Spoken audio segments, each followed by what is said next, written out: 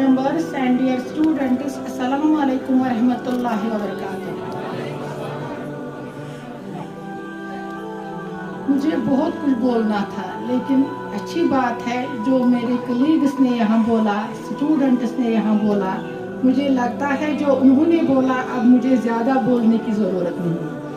लेकिन एक बात बताऊँ मैं, जो यहाँ आ गए, चाहे मुश्ताक साहब थे, यूसुफ साहब थे, यूनुस साहब थे, या लड़के या लड़कियाँ, खासकर लड़के, तो लड़कियाँ अभी बची हैं।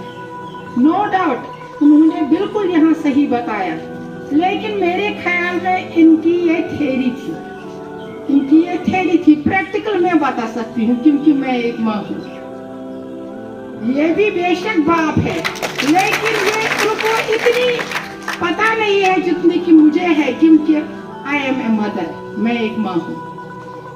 मैं ये बता सकती हूँ, जब एक बच्चे को भूख लगती है तो माँ को भी भूख लगती है। जब एक बच्चा सोता है तो माँ को भी नींद आती है। जब एक बच्चा बीमार होता है तो माँ भी बीमार होती है। जैसे कि आपको मुश्ताक साहब ने कहा कि रिसेंटली मेरे बच्चे को नीट का एग्जाम था।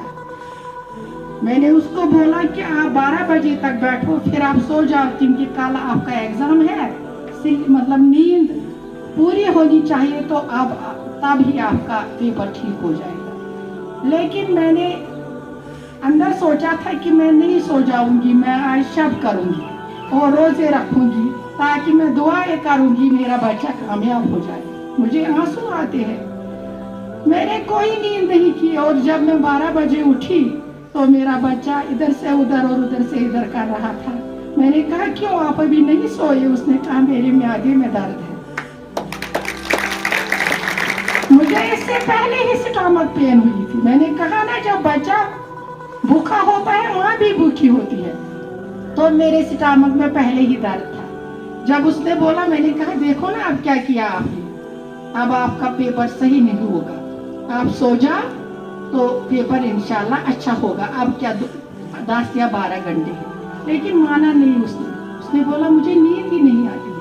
फिर तो मैं 6 बजे तक मैंने क्या किया, कभी उसको जमजम पिलाया, कभी उसके सामने मैंने कुरान पढ़ा और उसको फूंक दिए, कभी क्या किया। फिर 1-2 घंटे मैंने उसका सिर इस बाएं बाजू पर रखा और ऐसे ऐसे मैं उसको कर रही थी। ये बेशक एक माँ होती है, ये बाप को पता नहीं होता है ये माँ का दर्द कैसा होता है। इसलिए सबसे जो पहला हक है जो आप सबों ने यहाँ बोला, वो एक माँ का है।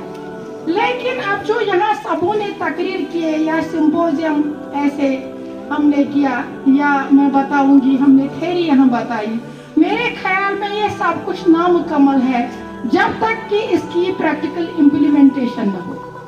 ये तो सॉरी फजूल योतान तो ये प्रैक्टिकली इम्प्लीमेंट करो, तेल रोज सोन मदर्स डे कामयाब। सुबह से शाम तक मेरा स्टाफ ऑन टोज था। इन्होंने एक ही दिन में प्रिपरेशन की, मैं इनकी बहुत ही शुक्रगुजार हूँ। मतलब सबसे ज्यादा जो क्रेडिट है मैं अपने स्टाफ को आज देती हूँ, बच्चों को, क्योंकि एक ही दिन में आपने प्रिपरेशन की और इतना अच्छा प्रोग्राम आपने यहाँ किया। मैं इतना ज्यादा एक्सपेक्ट नहीं कर रही थी, लेकिन अब अंदर मेरे दिल में एक अरमान रहा। मैं सोचती थी मैं आपके मदर्स को आज बुलाऊं, लेकिन टाइम कम था।